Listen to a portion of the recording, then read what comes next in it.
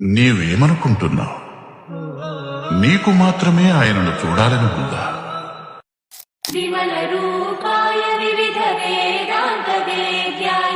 ఆయనకు లేదా?